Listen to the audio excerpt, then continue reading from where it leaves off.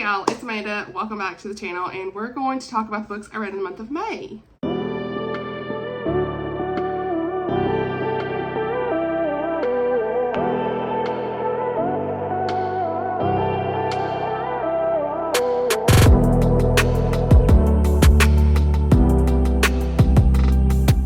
Alright, my friends, so it's a little bit of a late reading wrap up for you guys, but wanted to at least get this done now while we can.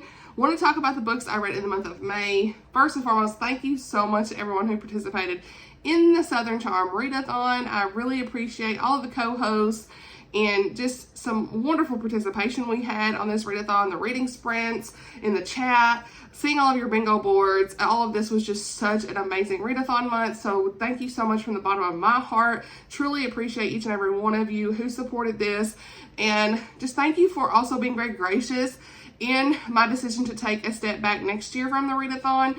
I actually really want to do maybe like a book tag or something like that, Southern something book tag. We'll see next year. Just going ahead and telling y'all that now. That's kind of what's in my plan. And then maybe in 2027, which I can't believe we're talking about 2027, but maybe we'll come back. I don't know. It just depends, but you know, I'm just taking a little bit of a step back as far as responsibility from any kind of readathon or participation in those things, just because of all of the responsibilities I already have and commitments, and just want to make sure that I am prioritizing things and time with family and the channel and the ARCs and, you know, launch teams and, you know, real life things, work, you know, just don't want to be too stressed out. And it's been so much fun over the last 3 years.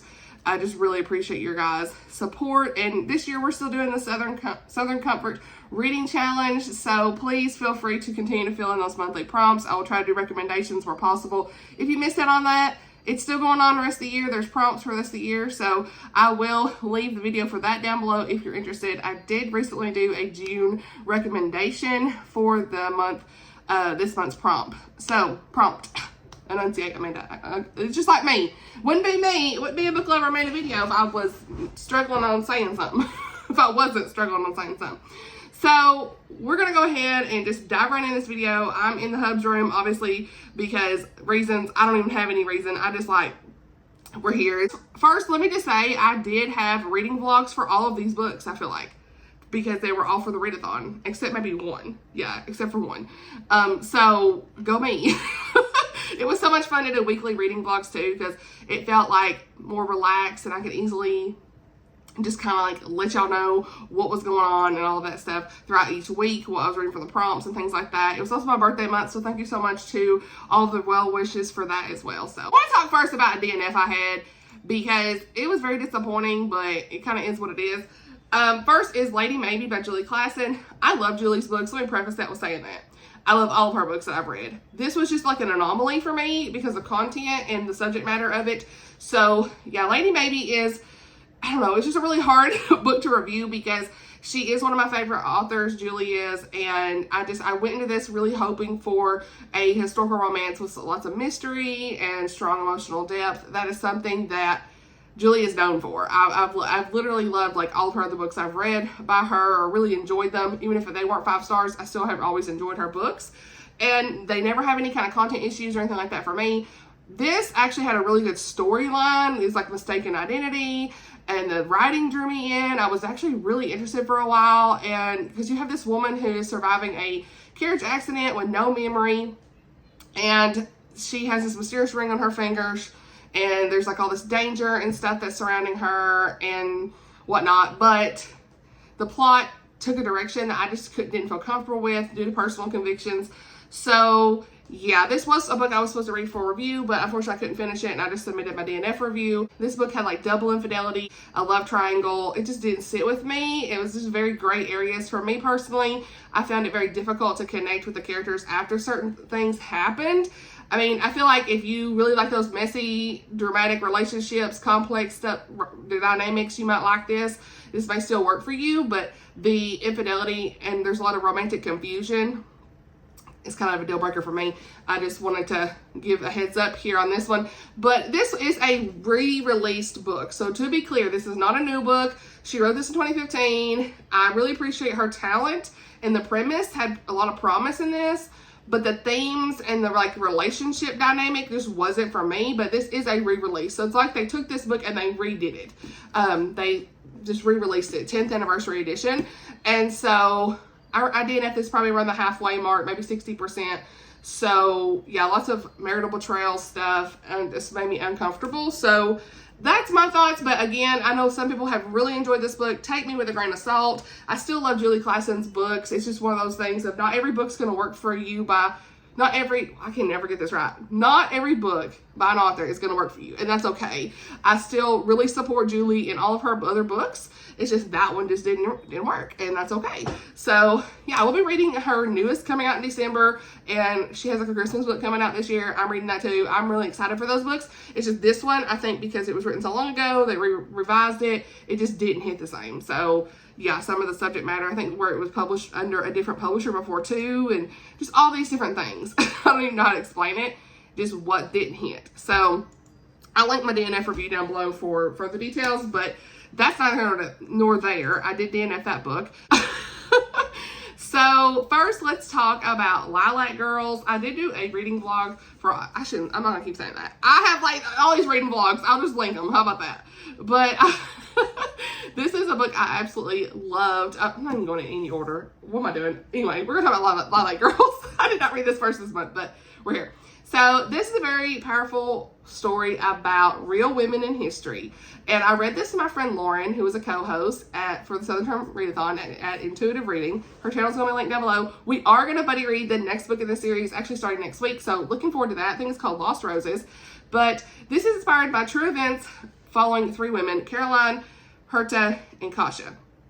Casey and Kasha. I'm going to say Kasha. I think it's Kasha. So anyway, Caroline is like this New York socialite, and she's a philanthropist, and she's working at the French consulate. She is aiding like survivors of Nazi concentration camps. And Kasha is this Polish Catholic teenager who becomes one of the rabbits, if you will, which are women who were subject to inhumane medical experiments, I should say, at Ravensbrück. That was a concentration camp. And I knew nothing about that concentration camp or what the women had to endure there, and it's very eye-opening for me. Herta is also a German doctor at this concentration camp and her involvement there just makes you so angry because of what she's doing on these in these experiments. But very horrific acts that are taking place, and you see them all from her eyes of the doctors themselves and how brainwashed they really were during that time. So this book just spans over 20 years, and it starts in 1939 and ends around, I think, 1959. There's a lot of hard events during this time, but it really sheds a lot of light on history during a time that I didn't really know, during a lesser aspect, I should say, of World War II that I didn't really know. I had no idea about this concentration camp, and this really just shared the courage of these young women and the complexities of war as always. So yeah, you see all of these different perspectives. Like I said, you have the victims, the perpetrators, and it just makes a very challenging story between all three perspectives. I really like the buddy read experience of this because this book actually is a pretty lengthy book for me. I mean, this was over, what was it, 500 pages? Is that what this is? It's almost 500 pages. We're looking at, yeah, about 500 pages. So this took us a while to read. We were just taking it little bites at a time, you know, and I felt like that was a really great experience. I ended up giving this as far as a star rating 4.5 stars. The only thing I didn't care for was Caroline is in love with this married man and whatnot, but like that's kind of nipped in the bud a little bit. It wasn't like too drawn out with that. So I moved on. Either way, this story is going to stick with me forever. Absolutely love the ending. It made me cry. A lot of different trigger warnings in this book too. So again, reviews going to be linked if that's important to you, but just know it's like a lot of war details, experiments, and things like that. Death, you know, what you would expect in war, right? In a World War II story. So they only had a couple of swear words, I want to say. The Lord's Name in Vain was in like one chapter. But for me, while I normally don't love that in a World War II story, I usually forgive it because of the circumstance and the reality of what happened in war. So yeah, it wasn't like it was littered with any kind of language at all. It was literally just one chapter, 2 times, and we moved on because of the nature of what was going on in that scene. So yeah, regardless, I love this book. One of my favorites. Looking forward to more by Martha Hall Kelly. All right, and for that was for the prompt of Bless Your Heart, a book that tugs at your heartstrings. Big time. It certainly did. Certainly did. So next we're going to talk about The Light on Horn Island, and I think I talked briefly about this book in my April wrap up, but like I wasn't finished yet. So yeah, I didn't finish this till like around my birthday. And I want to say it was around my birthday, maybe. No, I finished this maybe like the last day, the first day of the readathon or the day before the readathon, but we still counted it. I think that's what it was. My review didn't go up till May 3rd. Okay, so this book is by Valerie, Fraser, Luesse, The Light on Horn Island. And this is a new release, and it's my first book by this author, definitely not my last. It's one of my favorite books of the year. 5 stars. I love this so much. It was like a Southern story, stepping back in time with my grandparents. I cried, had a very emotional attachment to this by the end, and it was surprising because throughout the story I didn't really have that, and at the end I just started having all these emotions, and you can see that in my reading vlogs. So I think it was the birthday reading vlog. It's time stamped, but this just felt like sweet tea, magnolias, front porch sitting, sweet tea sipping. Like it really felt like a storytelling book, okay? Because we have all these characters, and it's set in Mississippi. You have this girl Edie, and she returns home to see her grandmother in Mississippi after the loss of her friend in New York. And the setting is very familiar, and you have I'm like a very Southern gal in Tennessee, obviously, so it's very familiar for me as far as like time with grandparents and things. And I felt like this author really portrays small town Southern life in a very rich detail, from the food, the wisdom from the grandparents and their generation. Like it just really makes you wish you appreciated more of your grandparents. Like I really wish I would have appreciated them more when I was younger, because it just, you see so much of their wisdom, and I think you miss out on that when you're young, and you long for that again. So in the heart of the story really lies though with Edie and her grandmother's relationships with others, a very tight-knit group of friends and family, lots of secrets and stories, and there's an antique shop, and a lot of her friends are there. Edie is kind of reconnecting with someone from her past. There's hurricane stories from Hurricane Camille in 1969, and that added a lot of layers of depth because it helped me kind of have appreciation even more and a huge respect for those that have went through those type of hardships. The Lord was all over this story too. There's an added character of Jason. I'm not going to say much about his character because I don't want to spoil anything, but I feel like he was very memorable, and the way he was tied in was very unique. I loved how she tied that in with this story. It was almost like, I chatted with this with, I think it was Bethany. Yeah, Bethany from Bookworm Girl. Is that right? Bookworm. She on Instagram. I'll link it. Hey girl. But me and her chatted about this, and it was like these puzzles that you kind of had to try to figure out along the way, between tracking down different survivors from the hurricane and figuring out like what's this light on the island. It was just great all around. So glad that I read this book. Highly recommend the audiobook as well because it had a really great Southern narration, and that kind of elevated the experience. And so, yeah, there are a few, I guess, trigger warnings, if you will, but again, it's in the review. I'm not going to go into details, so don't want to spoil anything.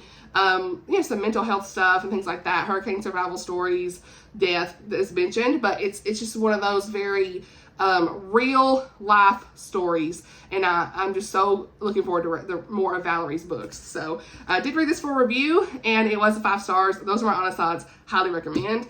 And that was for the prompt of, let's see, girl, where we land, because baby girl needs to find out. Y'all come back now, a book set in the South or a rural area. So we'd love to see it. And all of her books, I want to say, are in the South that I have anyway. So I think she got one about sisters I'm really looking forward to. All kinds of good books. So talk about a book that I read for review from audiobook on NetGalley, and that is Where Secrets Lie by Colleen, Coble, and Rick Acker. I haven't got my copy in the mail yet. I did pre-order this. I really enjoyed it. I gave it like a 3.5 to 4 stars. It's not like a favorite. I think I liked the first book better at the time, but now I think I'm just seeing some of the things that are getting on my nerves with Hez and Savannah. So it is what it is. But we're back in Tupelo. I've been saying Tupelo. It's Tupelo. Ignore me. I can't say words.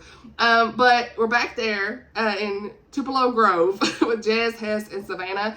And Jez. Did I say Jez? Jez. Okay. What am I doing?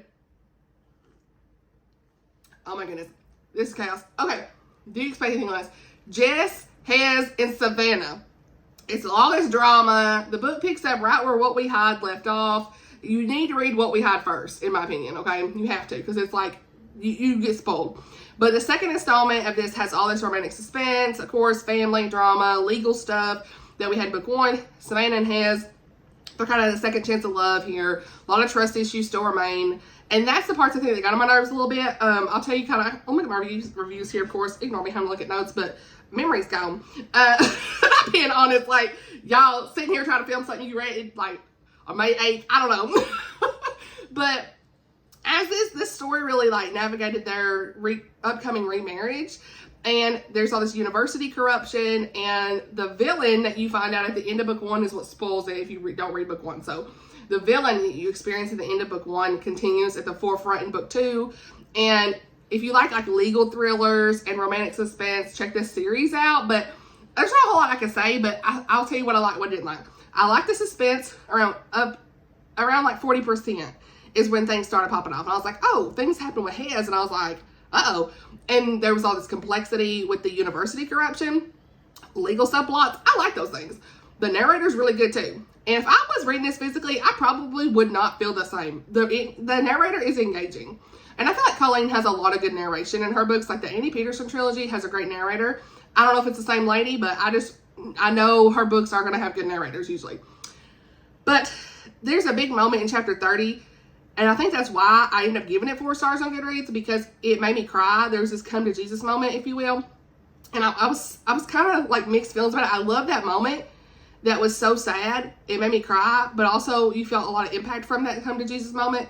But I was also very sad that like there wasn't more of a resolution with that character and a main character. Like, I'm trying not to give spoilers, but yeah, that's all I can say. And I didn't love, here's what I didn't love too, is I didn't love the trust issue stuff that was going on with Savannah and Hez, because she kept worrying that like he was drinking and stuff. Like somebody planted a liquor bottle or a wine bottle, and I think it was a wine bottle, in his room or something in his home, and so she did not trust him, and which I get it, but like it went on for too long. That she thought he was drinking and stuff. One thing I'll say is like they had a daughter that passed away in a pool accident, and he blamed himself. That's why they got divorced, all this stuff, and then they were coming back together. They hadn't been divorced long, and they're coming back together, trying to reconcile. But so she is still not trusting him with his drinking, and so yeah, it went on a bit longer than I would have liked with that. The pacing could have been a little bit quicker with our villain stuff going on, but either way, I still enjoy my time with this. I look forward to more of this series. I need to know about book 3 because We're Left was like somewhat of a cliffhanger at the end, and I kind of saw that coming. But that was a review book, honest thoughts. Again, as always, all these there's a lot of review books in here. Always my honest thoughts, you guys already know. So yeah, I gave that one like a 3.5 star, and that was for the prompt of a mystery or thriller, which was, well, I declare a mystery or thriller or book with twist. I'm having interruptions, so we'll have to just film this part later. All right, friends, I am back the next day to finish this video because I got interrupted. That's how it goes these days. We're just trying to get this video done. So it is the next day and we're gonna get it done. Today's Sunday. I hope to have this out either Monday or Tuesday. We'll see. So the next book I read was Across the Crying Sands by Jane Kirkpatrick. This is book 1 in the Women of Cannon Beach series, and Jane Kirkpatrick tells Christian historical fiction stories about real women in history, real people in history, and this was about an adventurous woman who wanted more to her life than just a traditional role of a wife and mother. She has her husband John. They've been through a lot. They live on the Oregon coast in the late 1800s, and Mary is very determined to have this adventure and purpose and learn about her family's past, okay? So she ends up becoming the first female mail carrier in her region. And I should say, to clarify, in her region, because in a vlog I did with this book, I talked about first female mail carrier, and I meant to say like in that area, because she takes on this treacherous postal route in the Crying Sands Beach area, Oregon, all of this stuff. It's very treacherous, okay? And so she very much defied the expectations of her time, and she really reminded you that it's okay to take risks, to pursue your dreams, even as a young mother, and it's okay. I really related to her feelings. I saw some criticism about that, but you know, honestly, I personally relate to it because I think that we have this purpose in our life more than just being a mom, being a wife. And back then, especially, like I could see Like, you didn't have all the technology that we have today to just me do these videos or do whatever you want to do and connect with people. And she was very much looked down upon during that time for leaving her children, like, with family to watch them while she went to work with her husband.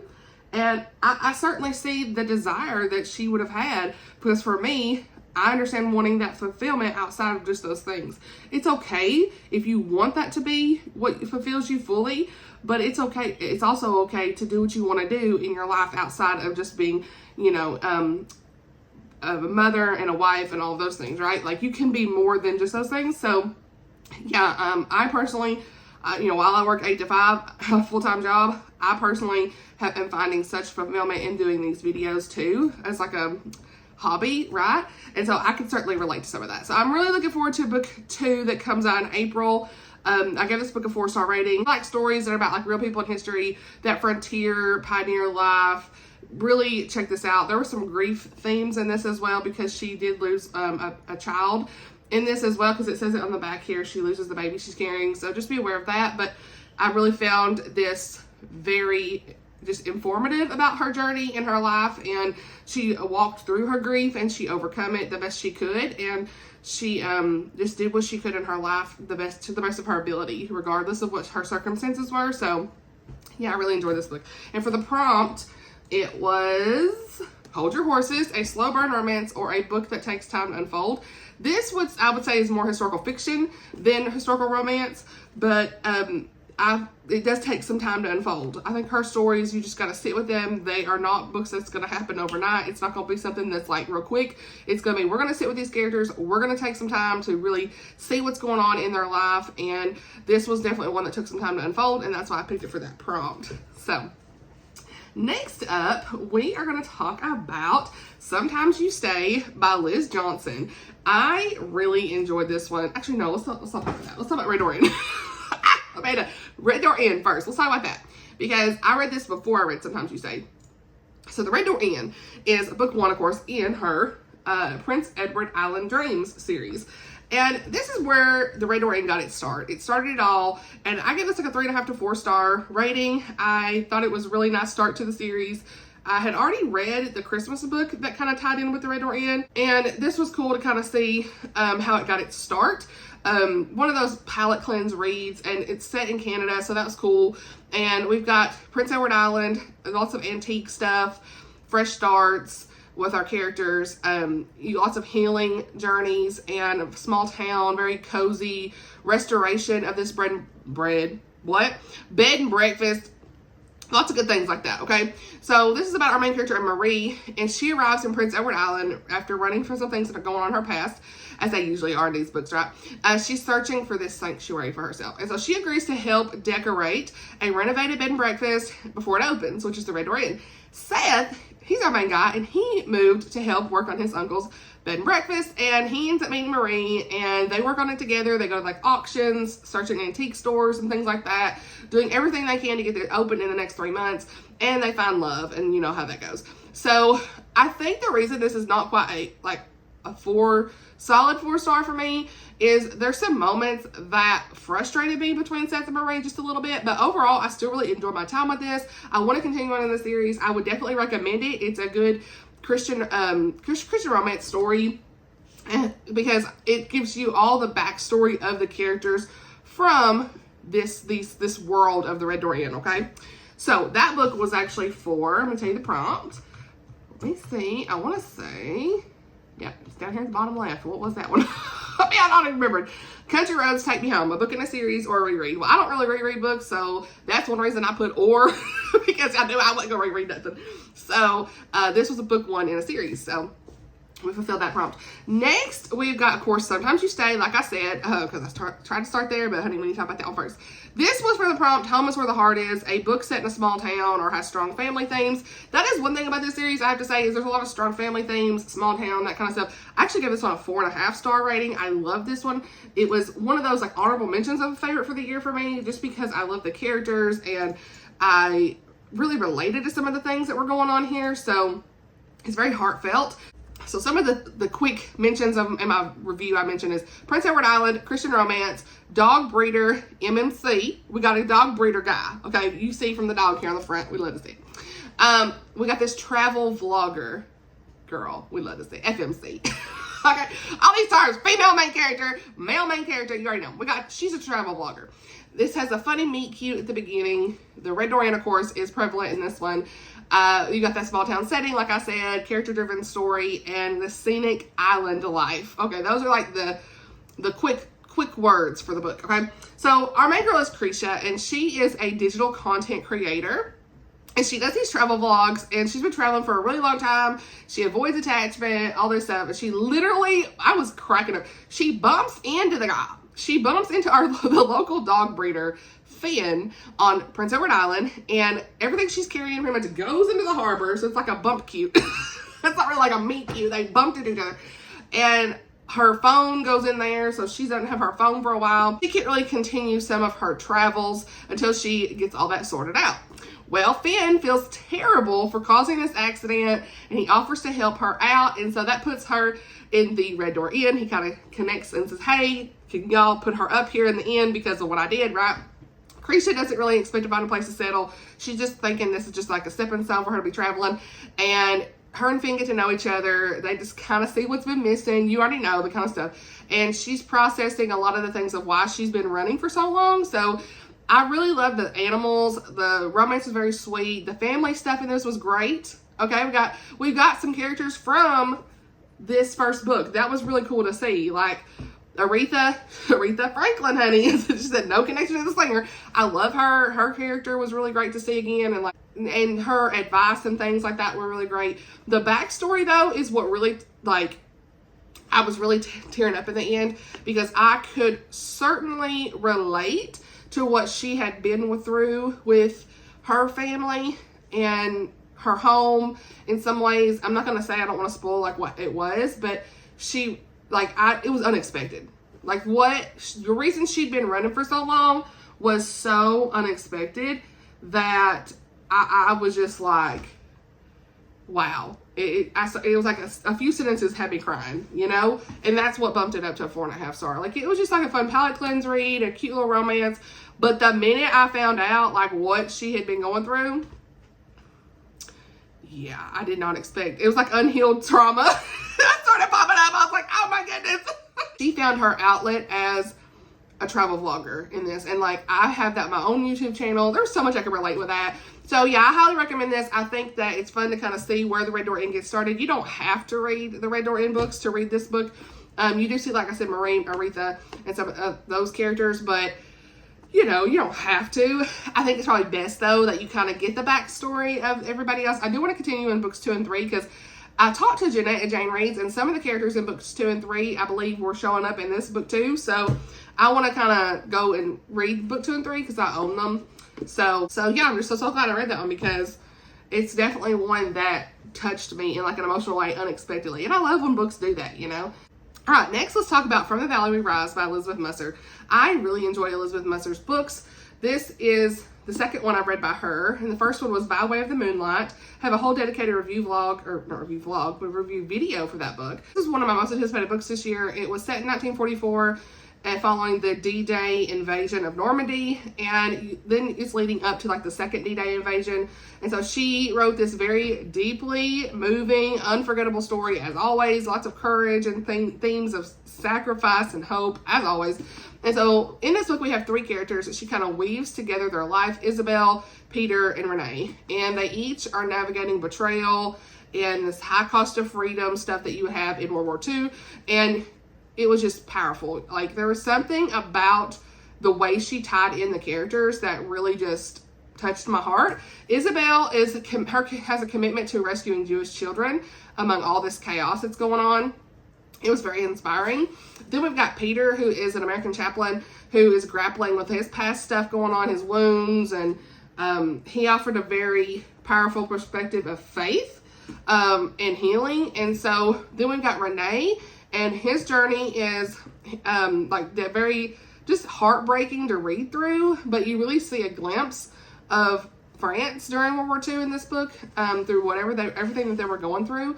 So yeah, I feel like the characters, it's hard to pick a favorite for me because they all kind of went together in this. I think anybody who likes a good World War II story is going to like this one. I really need to go back and read more of Elizabeth's books. There was something about it. And one of my favorite quotes, I want to read it. Remember that courage is not a lack of fear, my darling child. Courage is fear that entrusted the outcome to God. We pray and we do what God Almighty asks of us. Like, there was just some really good quotes in this too. I wish I had time to have tabbed it. There was just some really good moments there. I give us a 4-star. I think I like By Way of the Moonlight a bit better because of the character development. I was more connected with them than our group here, but I still really enjoyed our connection with these characters and how they were all tied together. And, you know, I kind of sometimes struggle with 3 or 4 characters in a book. That's probably what it is. But still, I think that they all went together very well. So this one, I think I put this one on the free space. Yeah, Reader's Choice, free space. So got that one read. And then we're going to talk a little bit about one that's not on the bingo board, and that is The Sacred Scales by Bryan Davis. And I was very impressed with this, you guys. There was something about this book that just, I was like, I need to read all of Bryan's books. There was just something like, what? If you like dragons and all these different rescues and faith-filled fantasy books, Arthurian legends, dragon lore, of course, different stories like about kids standing up for what's right, and action stories with very strong Christian themes. This is it, okay? I need to go back and read like Racing Dragons by him. I've got the audiobook already on my Libby. I don't know if I'm gonna get to it anytime soon, but did I add it? I did. Just for an option, I did. Because this, I mean, I love middle grade books. And this is one I read from the publisher for review, and I was very impressed. So I give this 4 stars. This is book 1 in the Dragons of Camelot series. And like, I was in my physical reading area. I was literally like, oh my goodness, the ending, it ends where you really need the next book. I need the next book to see what's going to happen with our characters. But it kind of reminds you of like this Narnia, Lord of the Rings, The Hobbit, those epic stories, right? And it's really great for middle school kiddos and people of all ages, really. This is a Christian fantasy mixed with mentions of Jesus as their Lord and Savior, and they're praying to God, they're standing up for truth, and it has some mixed in fantasy elements with Arthurian legends like Merlin, King Arthur, dragons, that kind of stuff. So I feel like this is a great opportunity while your kiddos are reading it to remind them that the faith in the story is very real, it's powerful, but the magical elements like the dragons and stuff is a part of a make-believe world. So just to be clear on that, make sure you talk to your kiddos while they read this so that they know what's real in fiction. But I really love how Bryan tied in all of this stuff together. He invites you into this fun fantasy world. You've got Hawk and Sabina in this book, and they team up to protect these dragons from this sinister plot, if you will, that's threatening their very existence. Lots of wild rides, escapes, riddles, twists, like a lot of good things thrown in with some good themes of faith and courage, friendship. And I would recommend this more so, I think, for older middle school kids and up because of some of the themes of the battles. Characters were being burned. So there's a few mentions of that. That was kind of a little bit like you want to make sure that your kid's a little bit older for those descriptions. And there were some mentions of death, of course. So just want to mention that as far as like for your kiddos. But I thought it was great. I really did. And I'm looking forward to the next one. So yeah, that was not on the bingo board, but it was an extra pickup I had this month. So yeah.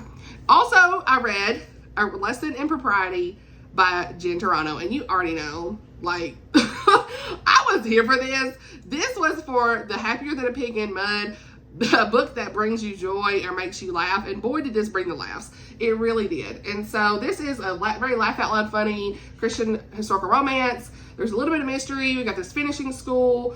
It's this bold heroine set in the Gilded Age. I recommend it. It's 4-star for me. It's book 1 in the Merriweather Academy for Young Ladies series. And if you like the historical romance with some sass, mystery, humor, like, read it. Like, that's all I can say because it was so funny. And I have a whole vlog where I was like reading out loud the beginning of this book and it was cracking me up. It was so funny. But this is all about our main girl of Drusilla, and she has lost everything. Her father, her fortune, even her fiance, which, like I say, good riddance, because he was a, I don't even want to say. He was a time. That's all I'm going to say. It was a time to be reading his point of view.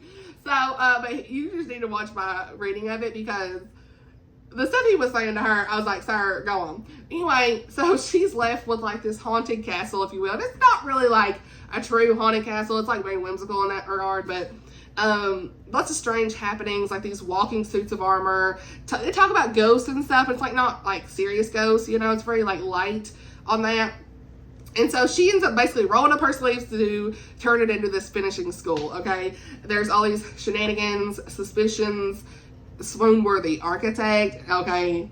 Let's go. Our main guy is Rennick, okay? And he is very charming and clever, and they have this really great dynamic together, lots of banter that had me laughing. And it's funny because all of the funny, lighthearted, quote, attacks and quirky details I think really make this story. There is a lot of like fun pirate stories too, and hilarious animal events. Drusilla is like this very spunky woman, and Rennick is a great guy. Like, yeah, there was something, and there's been that little mystery going on. I was like, I need to know like what's going on with this. Like, who is, you know, somebody's behind the scenes. Like, come on, the armor's not walking by itself. Somebody behind all this, right? So yeah, I just feel like Jen, she always like makes these main ladies, these heroines, like they are not going to be boxed in by society's expectations, and Drusilla was no exception on this, because she was so bold and smart and determined to just like make her own way regardless of what was going on in this castle. And her sass was on 10, and you know my sass is on 10 half the time, so I was right there. I was connected to her, so I really liked it. I'm so glad to have read it, and I'm looking forward to the next one in the series because I need to know. I thought it was so good. So then we have got some books I don't own that I want to talk about. Some rom-coms. Let's talk about rom-coms. You ready? I got 2 more books to talk about. So let's first talk about Emma St Clair's newest release, and that is As You Ice It by, obviously, Emma St Clair. I said that. Moving on. So this is a second chance romance. Found families in this. Obviously, it's a clean, closed door romance. The couple communicates. Let's go. Single mom. You already know I love a single parent trope. So, obviously it's a hockey romance because we are here in the Appies series. This is book 7 in the Appies series, and it's the last and final book in the Appies series. It's very bittersweet, my friends. But I will say I have not read Alec's story when Alec met Evie, so I still have 1 more to read, so we don't see it. Emma, as always, is bringing the emotional depth to the table. I give this 4 stars. Lots of laughs. And then this one we have Naomi and Camden, their story. And this is actually tied into that. I want to say it's the Oakley Island series a little bit too. Is that right? I don't even remember. But there's whatever. a couple tie-ins there. I've never read that one. Need to read that series. I think I own the first book at least. And that's a series I want to say that Jenny and Emma wrote together. So anyway, the guy in this is very much a cinnamon roll. And Naomi is a very relatable, fiercely protective single mom. Okay. Her world's built around her son, Liam, and she crosses paths again with Camden after they had like a summer romance before, and so now they have like the second chance at love. She's not really prepared for how deeply her and Liam have come to care for him, so they're like trying to avoid the heartbreak and things like that. She's trying to like, you know, do the best she can to protect her kid, and Naomi's job is what brought her back to Harvest Hollow, and everything that she's trying to avoid cannot be avoided. As it always happens in these stories. So, yeah, and her friends were like, you know, they're not letting this go down without a fight. Like, they really wanted to try to matchmake it. You know, the friends' encouragement. It was fun. And so, yeah, I don't even know what else to say. There was lots of girls and guys text messages and chats that cracked me up. Lots of laughs. I think the guys in the Appy series are what make me laugh the most. I think I connect more with the guys in this series.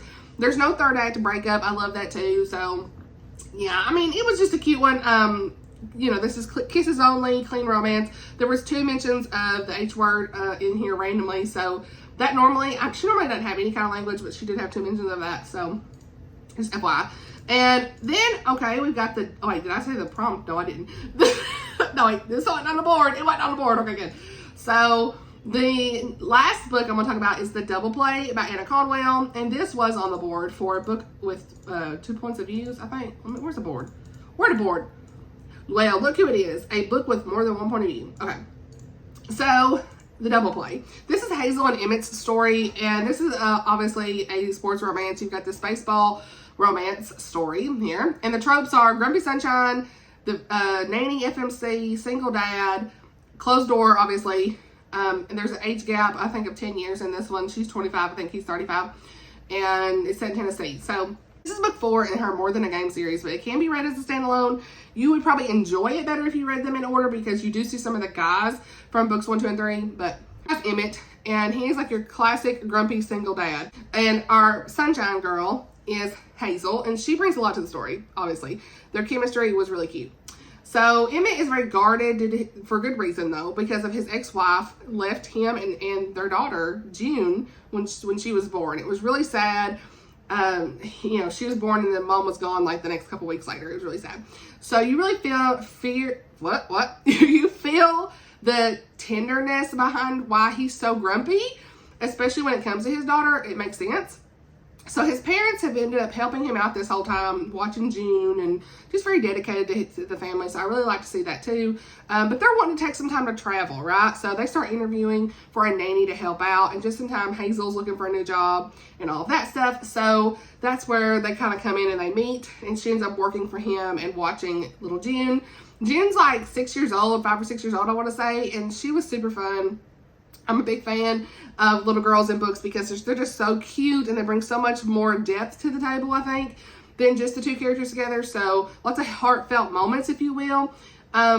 So yeah, I don't really have much to say. The only reason it's not quite a 5-star is because this series, just to be clear, as far as like content-wise, does have a bit more of like the heavier makeout scenes sometimes with more of that romantic desire. So just be aware. It's just a little bit more than I usually prefer, but overall, I still recommend it. So that's just for you personally. And she even says that in the beginning of her book, like this has heavier makeouts, that kind of stuff. Like she actually says that front and center. So just be aware of that. But I still really enjoyed the book. And yeah, I'm looking forward to more in the series. I think there's a book 5 coming out. So yeah, that's everything, you guys. I think. I hope so. I hope so. I mean, what am I doing?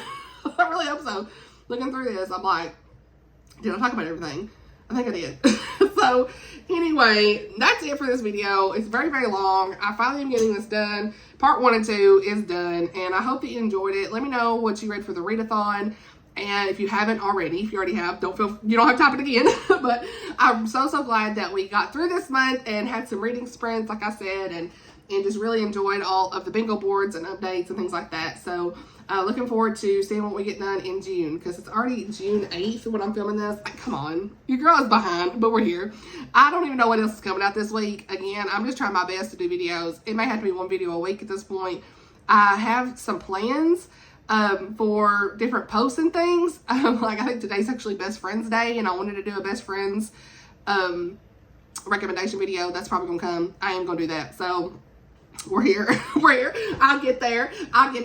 I'm behind on content, but it's fine. Life is busy, and I'm just gonna give myself some grace on that. So thank you for also giving me grace too. So thank you so much for watching. I'll see y'all in the next video. Bye, y'all.